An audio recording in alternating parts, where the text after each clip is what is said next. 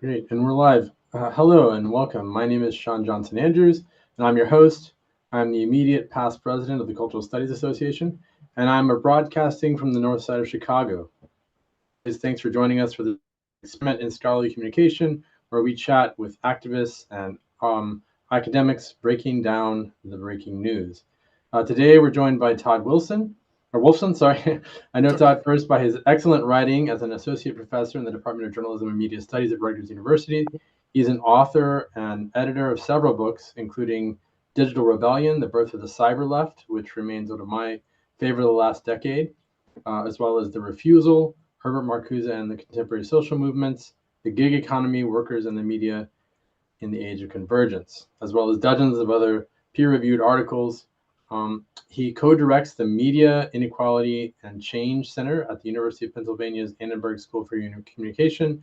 And before becoming an academic labor leader, Todd worked as a community and labor organizer in Philadelphia. And it is in that capacity, mostly speaking with him today. He's the current president of the American Association of University Professors, or AAUP. We're talking with him today about the state of academic freedom and U.S. higher education. The AAUP represents more than 50,000 faculty and higher education workers across 550 campuses nationwide. He's also the national vice president of the American Federation of Teachers and a longtime leader of the Rutgers Academic Workers Union, where he has helped represent 6,000 faculty, graduate workers, postdoc, and counselors. In 2003, he helped lead the first multi-union strike in Rutgers' 257-year history, with 9,000 workers walking out and winning major gains. So thanks for joining us, Todd. Hey, thanks for having me. Thanks for that generous intro. I was going back and was watching your campaign video for when you were campaigning to become AAUP president back in June of 2024. And you'd said that higher education was under attack and that, quote, right-wing forces are organizing to take control of our campuses, hollowing out democracy and telling us what we can research, teach, and learn, end quote. And as you pointed out then, these attacks have been underway for some time, but have taken on a new intensity. And you said you were running to help AAUP into a fighting organization. There are several fronts on which we're seeing this fight unfold. There are the state-level attacks in places like Florida, Oklahoma, and Texas, and these are aided by a rapidly growing network of what Chomsky and Herman might have called flak organizations like Turning Point, which are providing both cover and pressure for those attacks to take place. And there are the federal attacks, which have used an innovative approach and unprecedented ferocity. So maybe as an open question, I'm curious if this is the fight you thought you'd be signing up for and what's in the past 18 months. When I ran, I was looking at, obviously the specter of MAGA 2.0 and Trump was already there in the summer of 24. It was a possibility. It wasn't what I wanted. Sure. There was a different vision of the work I wanted to be doing. But I think I was speaking to both what could be Trump 2.0 and what we're dealing with right now, but also like the long crises that precedes it. I think it would be a mistake to think that the crisis in higher ed began with MAGA. It didn't. Absolutely. And so we can look as just a few years back to the pandemic, and like something like 15% of the sector lost work during the pandemic. But we can also look to what I call the long crisis of divestment that began in the 60s and has, seen full fruition in this moment. And I'll just say about that really briefly that the common argument is that was just a neoliberal corporate attack on the university.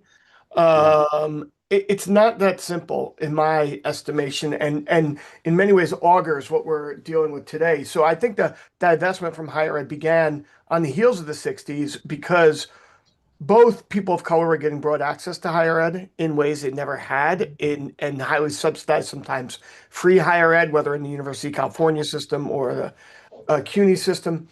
But also our campuses were the kind of like a critical place to struggle with the soul of the nation.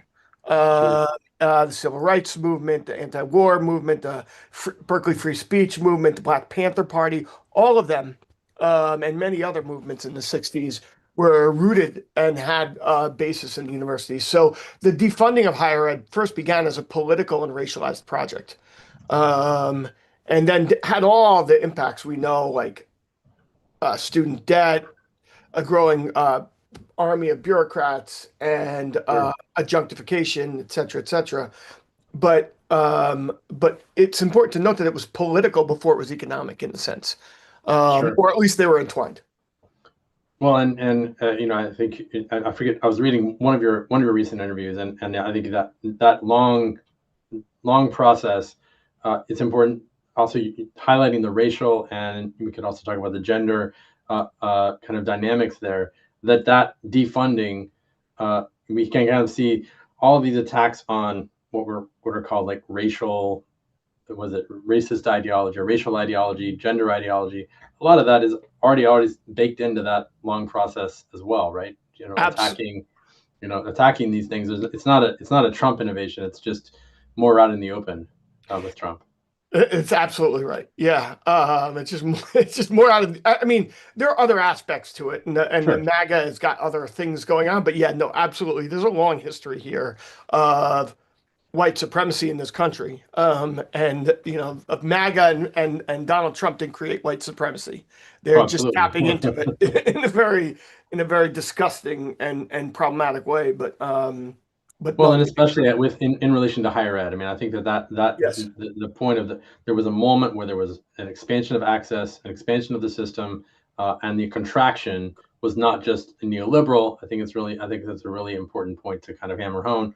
It has long been an issue of, uh, at least if not directly political, using that kind of white supremacist undertones or overtones in the U.S. culture to justify those cuts.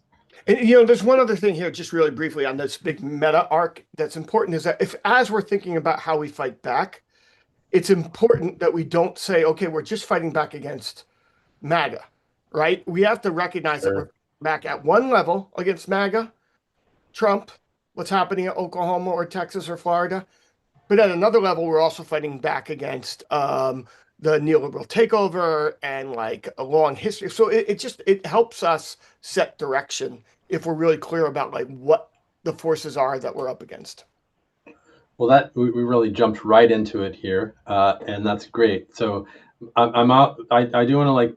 Then this is like the longer arc, the bigger arc, but I am interested also in what has happened since the Trump administration took power. Early in the year, they began leveraging federal research money to exact kind of ideological and political concessions from several major universities, most notably Harvard, Columbia, University of Pennsylvania, and also to an extent the University of California system. And last month, Northwestern also apparently entered into a settlement. It's been hard to keep up with the tit for tat here and to separate the instances of what I think the AAUP rightly calls this anticipatory obedience from what ends up being the actual settlements that these colleges have made. So I wonder if you can kind of get into that a little bit. What is the state of these kinds of machinations, and what has the AOP had to say about it, or what have they done about it? Yeah. I mean, it's since Trump took office, it's been a whirlwind, I think, for all of us, right? Whether Sure, you're on the sure. ground teaching, trying to do your research, trying to support your students, trying to be a part of your community, higher ed workers have been we've become a target. Not the only target, obviously, but Sure. one of the key targets. And so um, there's multiple fronts that the Trump administration has opened up, from accreditation to abducting our students in the broad daylight to massive attacks on NIH and NSF and our biomedical research infrastructure to the weaponization of Title VI and anti-Semitism to bring universities under control. One of those clear lanes, which you just articulated, was the lane where the Trump administration, through different mechanisms, has tried to force different individual institutions to heal. And they've used mostly the anti-Semitism and Title VI mechanism for this. at times, in the case of the University of Pennsylvania, and I think Brown, they used Title IX and gender, Yeah. questions of gender. Um, but in all of the cases, it's a cover, right? Yeah. Whether it's a charge of anti-Semitism, and I'm not saying there isn't anti-Semitism on our campuses or Islamophobia or racism. There is, of course. But the question, what they were arguing is that it's systemic, right? It's never been systemic in our universities. It was not systemic in the big movement around genocide in Gaza, Yeah. anti-Semitism. It was a cover by the Trump administration. So basically, what they did is they first with Columbia and then Harvard, and then as you laid out most of the universities they hit, they basically put demand letters on the table. Those demand letters demanded the Trump administration have more control over those institutions than we've ever seen in the history of this country. Control over admissions, control over hiring, control over like the focus on like what areas of research we focus on, and all with the threat of we're going to take your biomedical research money because you're anti-Semitic, unless you agree to these controls over ideology. We want more conservative scholars. We want you to discipline your students. We want control over DEI and how you admit, et cetera, et cetera. Columbia bent the knee very quickly. Yeah. Harvard did not. It's a more complicated story. Harvard did some things before they didn't bend the Yeah, knee, totally. but whatever. And then many of the other universities, Penn, Brown, Northwestern, all bent the knee. UCLA was the latest, or not the latest, but one of the latest. And they have not yet reached a settlement, and we did sue in that case. So we sued in the Right. case That's an interesting one because the state settled and you were suing, and so this is like an example of them prematurely complying and the AAUP stepping in and saying, actually, you don't have to do that. That's right. So we sued in three of the cases: the Columbia case because it was first, Harvard case, and UCLA case because it was the first public. And we did not win the Columbia case, but we did win both the Harvard and the UCLA/UC case. And in both cases, the judges' findings are like so enormously in our favor that I don't understand why any other university would ever bend the knee again. Because both times the judges weighed in and said that the Trump administration was completely breaching our First Amendment rights, our universities' rights in so many ways, that it was egregious. And so both of the rulings were in our favor. And in both cases, once the rulings were in our favor, the money that the Trump administration froze, which was over $1 billion at both UCLA and Harvard, started to flow again. So the winning in the court case actually got them to comply. And it's worth noting that the only reason you didn't, the Columbia case was just because you didn't have standing. And we did have standing. It was I mean, you got to read the decision by the judge. It's like, it's out there what the judge says, and the judge claims we don't have standing, even though we have 400 members who lost grants, and Columbia obviously. So yeah, that's the rationale that they gave, and we are challenging on the standing. It's just taking a while. So we have pushed back on that ruling. So that's. And the last thing I'll say about this, so we can get into more dialogue, is I think they've moved away from the one-to-one, like bilateral kind of like threats and bullying. The compact was an attempt to do it to the entire sector. Yeah. What is most exciting and important about the compact is that it was a complete failure.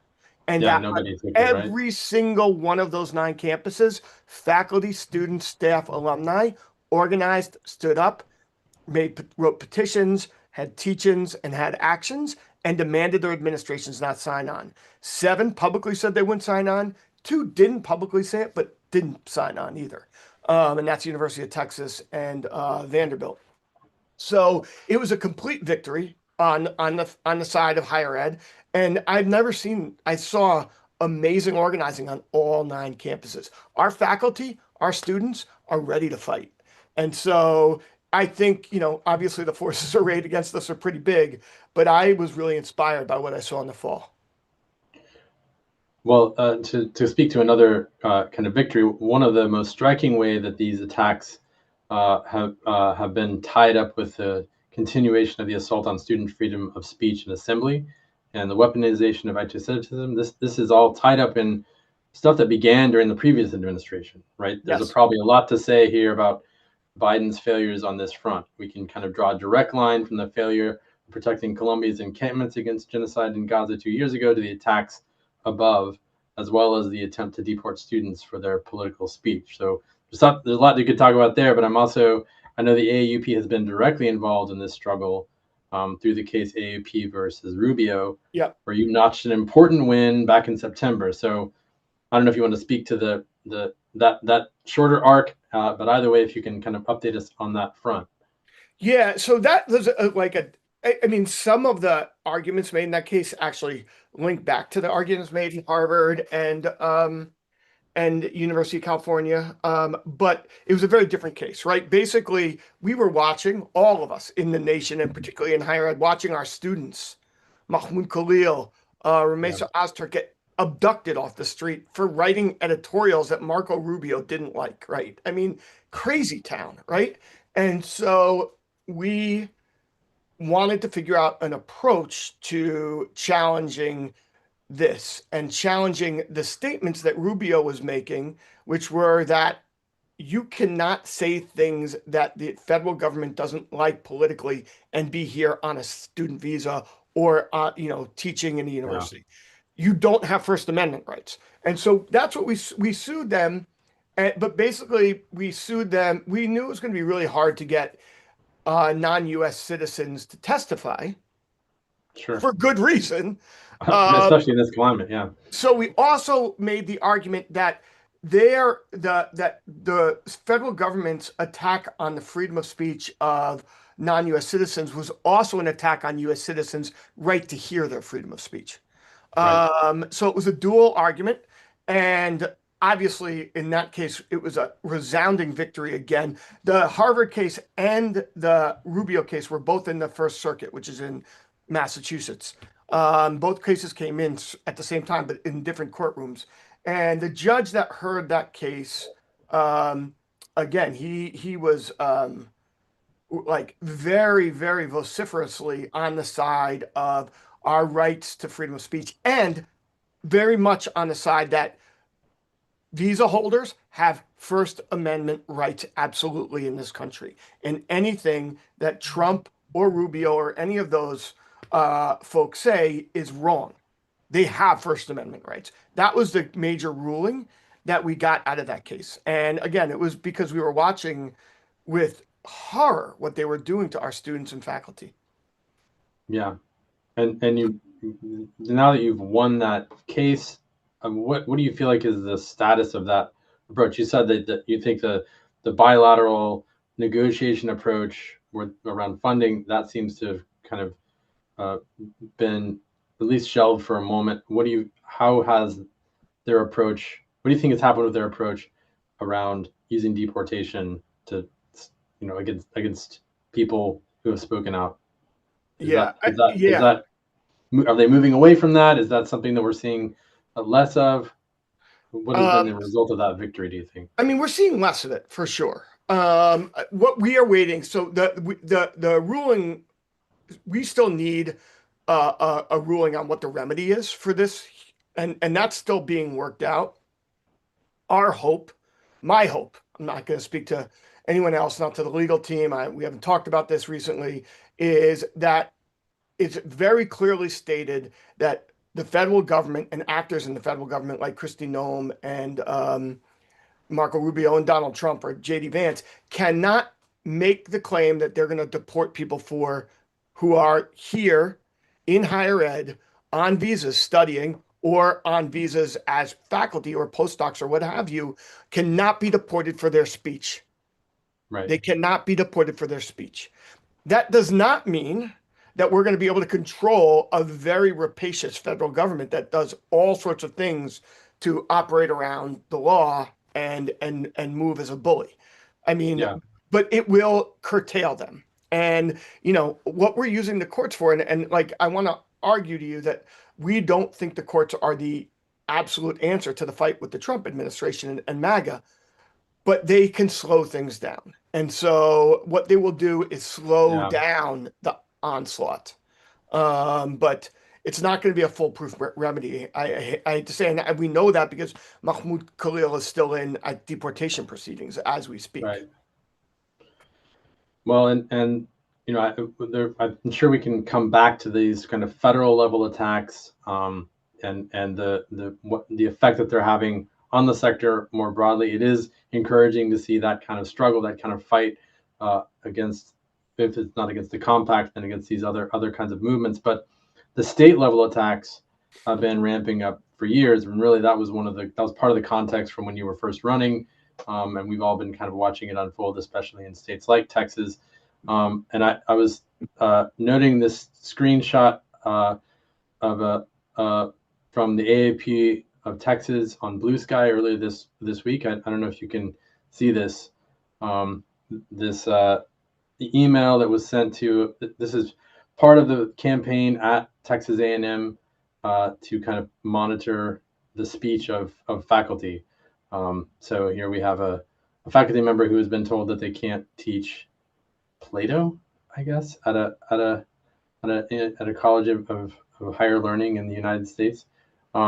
So I'm curious what, Texas feels like one of the most dire places at the moment. It's suspended all faculty senates. It's implemented many state level restrictions on what faculty can teach. And I imagine it's pretty hard to keep up with this sort of changing environment at a national level. But where are the hot spots that you see right now, and what is the fight of AAUP and its local chapters? Where is that making a difference? Yeah. Yeah, Texas is egregious. We met with our leadership in Texas about 3 weeks ago to prepare for this moment when they would review the syllabi and they would tell our members and tell faculty exactly what they could and could not teach and how we are going to respond. I'm not going to tell a faculty member in Texas how to respond to this Mm, because it's their life and livelihood on the line. But I will say this very clearly: we cannot let the um, Texas state government undermine our professional ethics. Right? We must stand firm and figure out ways to stand firm. Now, again, there's people who have all sorts of vulnerabilities, and I'm not going to tell an individual what to do because, it's scary out there right now. But I will say from the national organization's perspective and from the perspective of many of the people who are leadership of Texas AAUP and the many chapters, that our position is in general that we cannot obey these sort of attacks. The teaching of Plato or the teaching of slavery yeah, and the history of slavery. If we allow them to say we can't teach those things, then we have undermined our own, like our future. And so we're trying to figure out what the approach is, and we're still, like, frankly, working on it because yeah, it's a moving target, and it's in a very difficult state where the conditions are difficult. But Texas isn't the only state where things are difficult. The UNC system is now uh, looking over all syllabi in the same way yeah, that Texas has. And Florida, as we know, is doing all sorts of things to their faculty. But then we can also look at Indiana, which has set up law where you have to have a balance, quote unquote, in the classroom. yeah, And then they've also said that you can't bring your own personal experience to your teaching, right? We had a leader in AUP at Indiana who was suspended for bringing too much of his own lived experience into the classroom. how do they even rank that? What's the rubric? I mean, it's I mean, like the relationship between knowledge and the creation and sharing and collective production of knowledge and personal experience is very, very, it's a beautiful art, and it's not like a simple like relationship. And this is like it's a draconian law. And so we're seeing it across the country. So to step back, you asked me hotspots. There's been a lot of hotspots, and they haven't all been in red states, right? The Our administrators, and it's important to note this, our administrators of our universities are using the attack from the federal government on us or state governments on us to also Hmm. move forward their agendas, right? And Sure. so, look, the new school is aiming to lay off, gave voluntary separation notices to 40% of its full-time faculty. Yeah. 40% right before Christmas. Rider University just laid off, I think, 30 full-time faculty. Rider University is in New Jersey. Um, University of Virginia, they installed a right-wing MAGA president against the wishes of the new governor, and against massive actions in the street by faculty, students, and staff at University of Virginia. Obviously, UNC and Texas, we've seen what happened at Oklahoma and what they did to that poor grad worker Melkers, there. Melkers, Um, and psychology instructor. yes. And so it's popping off all over. And the our the only last thing I'll say here is that we have to figure out how to balance pushing back and fighting on the defensive front and protecting ourselves, protecting, AAUP has 550 chapters, protecting our chapters and our members. And also we're asked to step in for people who aren't in our membership and the larger sector. But if we only fight defensively and we don't set a proactive vision for what we're trying to achieve, we're going to get rolled. And so we have to figure out a balance between the hotspots and defense lines, building trenches and fighting defensively, and also setting out a proactive vision for the future of the sector that challenges the MAGA vision for higher ed. So do you have that yet? All right. So what we're doing, yeah, where are we with that? yeah. So we're working hard on that right now. So we did right in the month of December, we did 30 listening sessions on 30 different campuses and state federations. We're doing this with American Federation of Teachers. And in the next month or two, we're going to do another 100 or so. Wow. And basically what we're asking is very specific. What do you want to see in the vision and policy for the future of higher ed? We're asking faculty, we're asking students, we're asking staff. And I expect that by March or April, hopefully March, we will have a big both a vision and platform for the future of the sector. And I'll tell you what I want it to be. Now, we have to hear from everybody, but I am a person too who's worked in the sector. These are the things I want to see. I want to see us fight for college for all. I want a fully subsidized public higher education system. Period. End of sentence. Yeah. Fully subsidized on the back of the rich. We just took in how many 50 million barrels of oil? Let's take that money and put it towards college for all. So college for all, an end to student debt, and for every public university that's getting fully subsidized tuition, we have to move towards full-time employment with respect and dignity. Whether that's tenure stream or not tenure stream, we have to work that out as leaders of our sector internally, but enough with the adjunctification and contingency. We need full-time jobs that support families, that have healthcare and benefits. So those three things are fundamental here.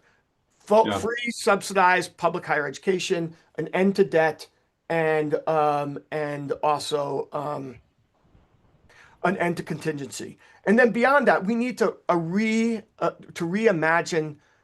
academic freedom and freedom of speech and assembly on our campus. We need a new commitment to those things because the Trump administration, but even as you said, Sean, the Biden administration prior, we're already undermining this, going after our students when they had their encampments. We need a commitment to freedom of assembly, to freedom of protest, to academic freedom and freedom of speech, also to collective bargaining. Every higher ed worker in this country, including all faculty in publics and privates, should have the right to unionize. And so no more yeshiva. We got to move beyond yeshiva. I mean, look at Texas, right? Yeshiva, that's the public sector. But nonetheless, it's ridiculous to say that we're a managerial class at this point when our faculty assemblies have faculty senates and university senates have no power. And so those four things, and then a recommitment to our biomedical research infrastructure, a commitment to fully funding minority serving institutions and HBCUs, and a commitment to critical inquiry and not like universities as and students as customers, but Yeah. as institutions, as creating critical thinkers that could be the future of a democratic society. So that's what we're going to call. That's what I'd like to see us come out with. We're going to have these conversations over the next couple of months, and then we're going to come out with a platform. And that platform will come out before the primaries. And the goal will be to demand that people running for office that want higher ed workers and student support have to sign on to our pledge that outlines these demands. And then that Yeah. runs into the general election. I don't want to ask my members to just vote against MAGA in Yeah. 2026. I want them to vote for something. And the thing I want them to vote for is the future of higher ed. There are other things we need to vote for too, and there's other Sure. considerations, but we need higher education on that ballot. But we need that on that ballot not from a MAGA position that we're all cultural Marxists and we're a whipping post, but rather from a fundamental vision of why higher education is critical to the future of an American democracy, and therefore what a policy platform underlining that would look like. Well, and I think the arguments that you've made elsewhere, part of the reason we're seeing such attacks on higher ed intensify under this regime is that this is one of the bulwarks against fascism, right? And so thinking about higher ed as an institution that will help, stave off this kind of fascist movement is, maybe it's not a that's another reason to support it, even if we're not being just kind of anti-MAGA. Absolutely. So I'm also I also know you as a communication professor, and I really appreciate your research there, and some of the attacks in Texas were set off by a state legislator and a student helped by social media to create a viral campaign against this lecturer. A similar campaign has been underway against Mel Kurth at the University of Oklahoma. I will say, and I'll put this in the show notes, the University of Oklahoma AAUP has a petition to reinstate her with over 24,000 signatures, which I know that the national office has been supporting as well. But as I look at this digital environment, I also wonder if you can put your comm professor hat on for just a few minutes. I think your book, Digital Rebellion, was really important as an intervention in thinking about the cyber left and how that was kind of born and flourished in the 1990s and early 2000s. It was published in 2014, which is like a high watermark for these movements, right? This is when Black Lives Matter really takes off after the murder of Mike Brown and Ferguson, but it's also the moment of Gamergate and the incorporation of these forces and what we might call digital reaction into what Yoshi Benkler and his colleagues have recently called a networked propaganda. So I'm curious, what role you see digital platforms playing in the current anti-fascist struggles and how they relate to the more organized forces or maybe traditionally organized forces like the AAUP. Yeah, it's a great and hard question, Sean. I mean, Digital Rebellion was really focused on the global justice movement in the aughts Sure. and this sort of media strategy that developed in that moment, which was a moment when the internet was in relative infancy Sure. compared to today. And they Pre-Web 2.0. yeah, and in many ways they founded Web 2.0, and many Yeah. of the instruments that were founded by the global justice movement then got taken by the corporate sector, right? It's important to note that. So the one of the guys who programmed the Web 2.0 kind of websites for indie media and the global justice movement then became the guy who programmed for Twitter. It's important to note Right. these things, and I guess what the reason I'm saying this is prelude to say that the vision of the role of media in telling stories and knitting together struggles across time and space, and using that to unify a left was a very important vision that we've completely lost track of, and Yeah. it's been to our detriment. Movements, labor, social movements like Black Lives Matter, Occupy as a bridge movement, and many of the movements that have come across it over the last decade have moved wholly onto corporate platforms Yeah. and the economy of eyeballs. Yeah. And what that's done, the problem with it is it may help a particular movement in a particular moment, but what it did was it seeded that terrain to Elon Musk and our corporate overlords, excuse the language. Sure. And it's put us in a real bind, a real Yeah. bind. We don't have a way to tell and share stories that knits together the struggles of our time. And so our struggles have become highly isolated and alienated. We're not building a big fundamental front. We're not telling and sharing the stories that help us understand and debunk the lies of the federal government. And all of this is a real problem. And so I do believe, just to your question, that I don't know what the answer is. Social media is a toxic environment, and I don't know how to win in that environment when Sure. Elon Musk's megaphone and Donald Trump's megaphone, like, like it's a resounding, like there's no way to fight that fight. And they're now also taking over legacy media like CBS. Absolutely. No, And it's so yeah. the question then becomes, we have to step back and we have to have social movements of the day, and labor and other progressive formations need to step back and talk about what is the media we need to see and how are we going to build it. And then we need to build that. Whether it's harnessing other apparatus or building a new apparatus, I don't know. But it has to be grounded in the stories that knit us together at the ground level, and then pulling together a big mega argument about the kind of society we want. Because we're never going to be able to tell that story on Twitter. Musk will not let us. No. And so I think there's a real problem here, and they've checkmated up. No, I know, that's an overstatement. They've taken huge steps forward, the right and Yeah. fascism, in the media terrain, and we have ceded that terrain when 20 years ago we were on the offensive on that terrain, and it's a real problem that we have to deal with. Maybe that can be another like part of the platform. The internet was developed in Absolutely. universities need to develop a new media platform to combat this toxic social media environment. Something. And I'm open, but we have to put our minds to this question. The more we ignore it, the more, even if we have short-term gains, the more we're losing in the long term. Well, in the short term, we're doing this on YouTube for better or worse. Yeah, Um, exactly. and I'm sure I know that you're also AAUP seems very active on Blue Sky as well. So there are these kind of pockets of places. Is there anything else that you would say to academics right now? Things that we should be doing. We should be kind of thinking about ways to secure ourselves from these attacks, to sort of join together to combat it. Uh, Well, this is the thing I wanted to say. When I was leaning in before about saying that we don't think the courts are the sole answer, I think what I really want to just lean into here is the fundamental thing we have to start with is organizing ourselves on our campus. And if we don't, if you're not on campus, then in your community, but because this is about higher ed, I'm going to lean into the campus question.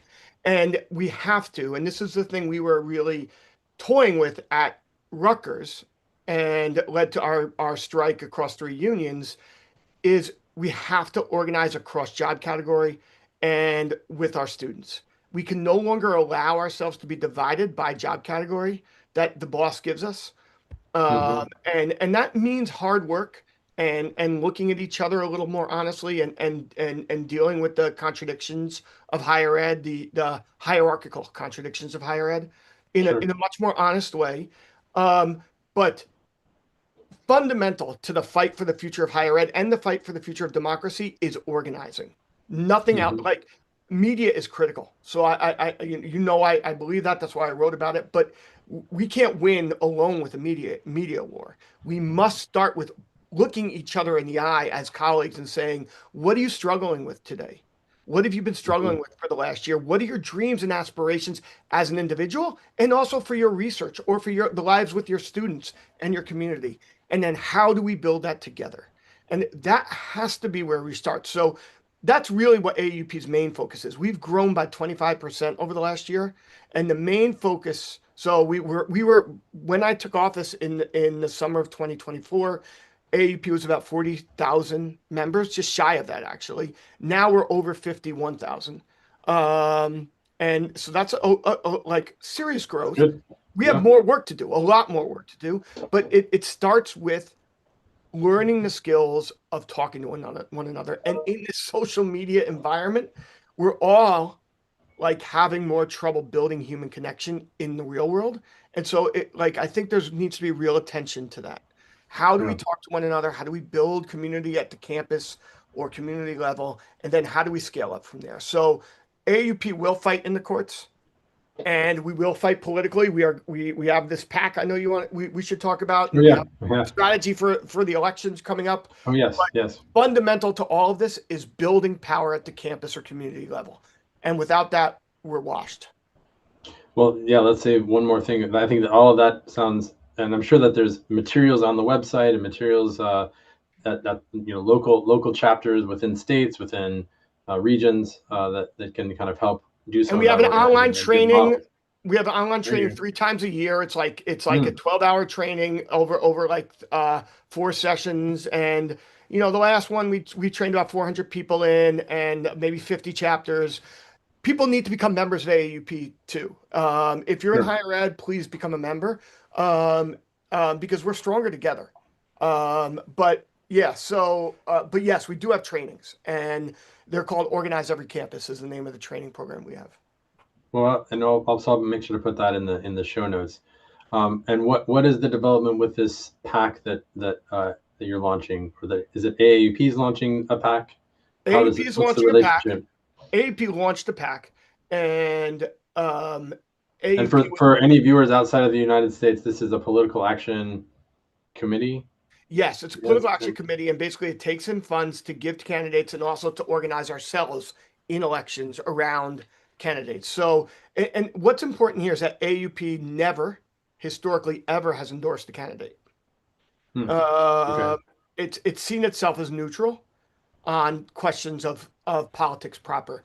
That's not our approach. We see ourselves as political. This is a political organization as much as it is anything else, and we are going to fight on the political front around the future of higher ed. We are not going to stay neutral when the Trump administration is staying anything but neutral when talking about us and our sector. So we launched a PAC. We will also launch with other higher ed workers a super PAC, which the difference is for our non-US folks, that a PAC is about your organization solely, and a super PAC you can work with other organizations to coordinate. And we are going to build this platform, and then we are going to get behind candidates, whether they're running for state office, for U.S. Congress, for Senate, who back our vision on the future of higher ed. They don't have to back every single element of it, but they have to show a commitment to a progressive vision and an understanding that higher education is not some woke problem, but is actually a fundamental driver of the future of our society. And if they can get on board with that, we're going to get behind them, and we're going to get our members to act and vote collectively and make our voice heard in May and in November of 2026. And it will be the first time AAUP's ever done that. That's exciting. Although I think you could just say woke is okay. No, woke is fine. I have no problem with woke, but I guess we want to be able to say what we are on our own terms, not on their terms. Absolutely. Right? We want to define who we are. Yeah. But woke is fine. I have no problem with that. Well, thanks so much for joining us today. I really appreciate your time and all the work that the AAUP is doing in the courts, on the campuses, and even on social media. Definitely check out their feed. They've always got some good things. You can kind of keep up with the news there. So thanks for joining us, Todd. This episode will be available on the Breaking Culture Live YouTube channel. Please share it with your colleagues and let us know if you have any ideas for future episodes or invitees by emailing us at breakingculturelive@gmail.com. Again, I'm Sean Johnson Andrews. Please check out my Substack at breakingculture.live.